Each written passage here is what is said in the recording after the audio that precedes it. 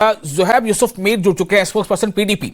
जुहैब, आपकी भी कुछ मांग है, आपकी पार्टी भी कुछ अलग मांग है, सारी पार्टियां अलग अलग कुछ मांग रही हैं, तोड़ दो जोड़ दो, तोड़ दो जोड़ दो, क्या है ये? देखिए, पीडीपी की डिमांड हमेशा से ये रही है कि जम्मू कश्मीर का जो स्टेटस 2019 5 अगस्त से पहले था वही उसको बहाल कर दिया जाए, और एट द सेम टाइम जो हमारा मंशूर है पीपल्स डेमोक्रेटिक पार्टी का कि हमें बातचीत करनी चाहिए, हमें रास्ते खोलने चाहिए, क्योंकि हम सिर्फ और सिर्फ अपने खित्ते की बात नहीं, हमें ओवरऑल सेंट्रल एशिया के पीस के बारे में सोचना चाहिए। तो हमारा स्टैंड वही है और इंशाल्लाह ताला वही रहेगा, क्योंकि that is the long lasting stand. However, मैं आपको एक बात बताना चाहता हूं कि आज पता चला हमें कि जो ये दिल्ली में जाके यूनिवर्सिटियों में जाके बच्चों को जो आज की डेट में इन लोगों ने जेलों में डाल रखे हैं, जिन्हें ये टुकड़े टुकड़े गैंग कहते थे, एक्चुअली में टुकड़े टुकड़े गैंग यही वाले लोग हैं बीजेपी के, जो दिल्ली में जो जम्मू में जाके अब जो विभाजन स्टेट का ऑलरेडी हो चुका है उसका फर्दर बाल्कनाइजेशन चाहते हैं, टुकड़े टुकड़े चाहते हैं। और कहीं ना कहीं मुझे यह भी समझ आता है कि जैसे आपने देख लीजिए कि किस तरीके से अभी रिसेंटली श्री माता वैष्णो देवी कॉलेज में जो लोगों ने रिजॉइस किया बीजेपी के यूनिट ने कि वहां की जो मेडिकल कॉलेज है उसकी वो जो एफिलिएशन है वो छिन गई है एनएमसी के द्वारा, वो लोगों ने रिजॉइस किया। तो यहां पे उन्होंने माता वैष्णो देवी का एक और जो रूप होता है जिसे सरस्वती का भी रूप कहते हैं, तो उस सरस्वती को भी उन्होंने एक हिसाब से ज़ुहैब, आज हम बात दूसरी कर रहे हैं। तो क्योंकि एक तो हाँ मुझे पता है, मुझे मालूम है, मैं बस कुछ और बात बता रहा हूं आपको। आप देख लीजिए, this is a sequence and a series of events that is happening in the. तो मतलब आप ये कहना चाह रहे हैं, आपके मुताबिक क्या बीजेपी वाकई सीरियसली, बीजेपी इज सीरियस, पूरी is BJP serious demanding Jammu as a separate state? जो इन्होंने आप please kindly listen to me, kindly Vishal साहब, एक मिनट आप मुझे अनइंटरप्टेड बात करने दीजिए, मैं अपनी बात कहना चाहता हूं। सुनिए, जो इन्होंने माता वैष्णो देवी के साथ किया और उसी के तर्ज में अगर अब फर्दर हम उसको ऐड करें, आज की डेट में इन लोगों ने एक शोषा फैलाया हुआ है कि जम्मू को एक स्टेट का राज्य देना चाहिए। किन लोगों ने? तो इसका मतलब ये है कि ये लोग जो यही बीजेपी के लोग हैं। लेकिन मैं तो बात कर रहा हूं, चौधरी लाल सिंह ने भी मांग कर दी है, वो कह रहे हैं कि ऐसा हो जाना चाहिए, बेहतर रहेगा। चौधरी लाल सिंह कांग्रेस के हैं। चौधरी लाल सिंह ने तो अब कांग्रेस ज्वाइन किया था, जब सरकार के टाइम था वो तो बीजेपी में ही थे ना, वो तो आप वो भी तो बात ध्यान में रखिए।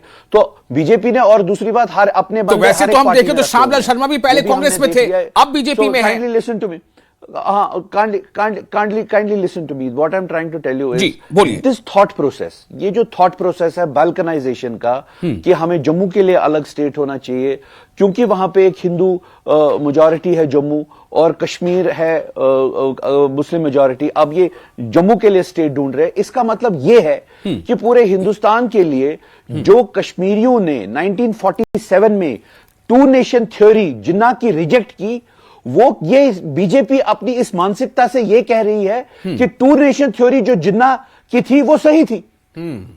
ये बीजेपी वाले कह रहे हैं। बड़ा सवाल। तो ये आप यहां पे आपको सोचना पड़ेगा इस बारे में। जी ठीक है, और देश को भी सोचना पड़ेगा। बहुत बड़ी बात क्या वो ये प्रूव कर रहे हैं कि 2 नेशन थ्योरी जम्मू की जो है वो 2 नेशन थ्योरी जो जिन्ना की है, क्या वो सही थी?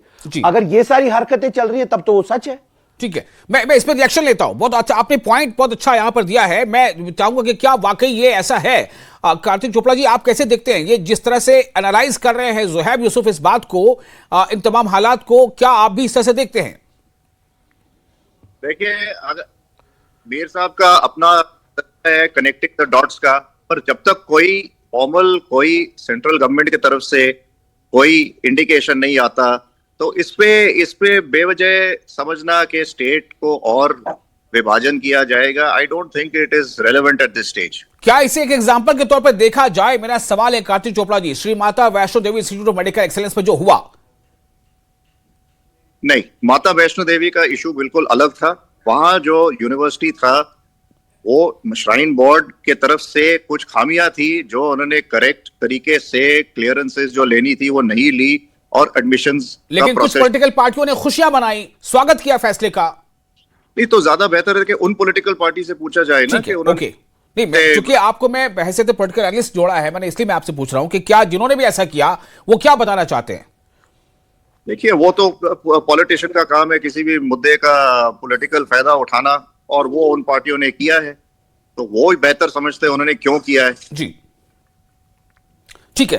तो मैं अब आपसे जानना चाहता हूं कि आप इसे कैसे देखते हैं। जैसा ज़ुहैब यूसुफ कह रहे हैं कि भाई अगर आप इस बुनियाद पर मांग रखेंगे, हालांकि मैं पहले कह चुका हूं और फिर कह रहा हूं, मैंने इसको अपने स्क्रीन पर लिख भी रखा है कि सत शर्मा जो बीजेपी के जम्मू कश्मीर के अध्यक्ष हैं, उनका कहना है कि ये जो श्यामलाल शर्मा जी ने अलग जम्मू राज्य की बात की है, ये उनकी निजी राय है, पार्टी का इसमें कोई मतलब लेना देना नहीं है, ऐसा उनका क्लियरेंस आया, इसलिए मैं सामने रख दिया। लेकिन फिर भी मैं आपसे जानना चाहता हूं कार्तिक गोपला जी, आप कैसे देखते हैं? क्या वाकई इसका मतलब तो ये हुआ ना कि अगर if the BJP is not serious, तो कांग्रेस के जो चौधरी लाल जी, उन्होंने भी ऐसी बात ही बात पे कह दिया कि कौन जानता है, अगर हो भी जाए बात वो अलग, तो कहने को तो बने रहेगा कि भाई कांग्रेस से ये मांग उठाई थी। क्या ये मामला है? फिर से दोहराता हूं कि जो रेलेवेंस ये लोग चाहते थे जम्मू रीजन के, अब जबकि वादी JNK के अंदर NC लेड गवर्नमेंट है तो इनकी रेलेवेंस कम हो रही है। तो रेलेवेंस के लिए कोई भी पॉलिटिकल लीडर कुछ भी बोल दे, उससे अपने को ज्यादा कुछ लेना देना नहीं है। जो पार्टी का ऑफिशियल स्टांस है वो क्लियर है जी। और ये इंडिविजुअल लीडर्स है अलग अलग पार्टी से, इनके अलग अलग एंटीसीडेंट्स है, इन्होंने किस वजह से बोला है नहीं बोला है, ये इनसे सवाल किया जाए तो बेहतर रहेगा। अब देखिए, मैं अपने दर्शकों को ये बताना चाहता हूं, हो सकता है कि हमारे दर्शकों के जहन में ये बात होगी कि भाई बीजेपी और कांग्रेस, बीजेपी के श्यामलाल शर्मा जी ने मांग उठाई थी, कांग्रेस के चौधरी लाल सिंह ने मांग उठाई थी, तो बीजेपी और कांग्रेस का नुमाइंदा या प्रतिनिधि इस डिबेट पे क्यों नहीं है? मैं आपको बता दूं कि उन दोनों के प्रतिनिधियों ने इस डिबेट पर शामिल होने से मना कर दिया। अब इसको आपको जो मतलब निकालना हो निकाल लीजिए कि वो क्यों नहीं इसमें इंटरेस्टेड है कि इस डिबेट में, इस चर्चा में शामिल हो। बहरहाल, तो ये मैंने आपके सामने बात रख दी है। मुजफ्फर साहब, मैं अब आपके पास आना चाहता हूं। अगर मान लीजिए ऐसा होता है, क्योंकि कुछ चीजें जब तक नहीं होती लगता है कि ये नामुमकिन है, बट जब होती है तो तब हो गया, मुमकिन है। लद्दाख आज अलग है, मुमकिन था तो हो गया। रियासत जम्मू कश्मीर यूटी नहीं थी, रियासत थी, लेकिन आज यूटी है। ये चाहे मुमकिन था या नहीं था, लेकिन हो गया। अगर ऐसा होता है तो क्या फायदा क्या नुकसान? जी, किसका फायदा किसका नुकसान? देखें, मुजफ्फर साहब, मेरे नजरिए के मुताबिक इसमें फायदा तो कोई नहीं, नुकसान होगा कि आप एक तारीखी रियासत को पहले ही आपने तोड़ा है और अब मजीद आप इसके टुकड़े अगर करना चाहते हैं तो उससे फायदा नहीं होगा, नुकसान होगा। बहरहाल, जो लोग ये डिमांड करते हैं उनको कोई फायदा लगता है, उससे तो मुझे लगता है कि सबसे पहली बात तो ये है कि जम्मू का जो पेरिफेरी का इलाका है जी, आप वैली, और अब वो जाहिर सी बात है वो भी डिमांड करेंगे कि भाई हम लोग जम्मू वालों के साथ नहीं रह सकते, क्योंकि जम्मू जो प्लेन एरिया है उन्होंने कभी भी हमें हमारा इंटरेस्ट कभी प्रोटेक्ट किया नहीं आज तक। तो कल वो कहेंगे नहीं जी हमको अलग दे दो, हमको यूटी दे दो, हमको स्टेट दे दो। तो बहरहाल नुकसान तो है, जो लद्दाख वालों को हुआ वो जम्मू वालों को भी होना है और हो भी रहा है। मैं ये भी बताऊं आपको, आज की डेट में तो आप ये कहना चाहते हैं अगर ऐसा हो जाएगा तो जम्मू वाले को नुकसान होगा, तो फिर कश्मीर वाले को तो खुश होना चाहिए। कश्मीर वाला तो मुझे देखो, जो राइट थिंकिंग पीपल है across the region, whether they are from Jammu or from Kashmir, I do not mean the people from any particular area, जो राइट थिंकिंग पीपल है वो तो यही चाहते हैं कि ये यूनाइटेड रहना चाहिए और लद्दाख को भी इसके साथ मिलाया जाना चाहिए। जो 5 अगस्त 2019 से पहले जो हमारी रियासत थी वो रियासत वैसे ही रहनी चाहिए, जो राइट थिंकिंग पीपल हैं।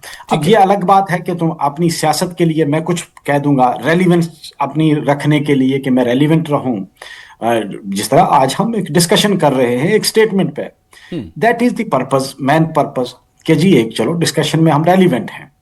बहरहाल, आपने जो सवाल किया कि अगर ये कुछ चीजें ऐसी होती हैं जो होते दिखती नहीं है लेकिन हो जाती हैं, अगर हो जाती है तो मुझे लगता है इसका नुकसान ही होगा, फायदा कुछ नहीं होगा। किसे नुकसान होगा, जम्मू को या कश्मीर को? दोनों पार्ट्स को। जो देखो, जम्मू की पब्लिक अगर आप देखेंगे तो जम्मू और कश्मीर की पब्लिक अपने आप को अलग मानती नहीं है। जम्मू वाला जो है वो कश्मीर को भी अपना हिस्सा मानता है और अपना पार्ट मानता है, और कश्मीर वाला जम्मू वाले को भी अपना पार्ट मानता है, अपना हिस्सा मानता है।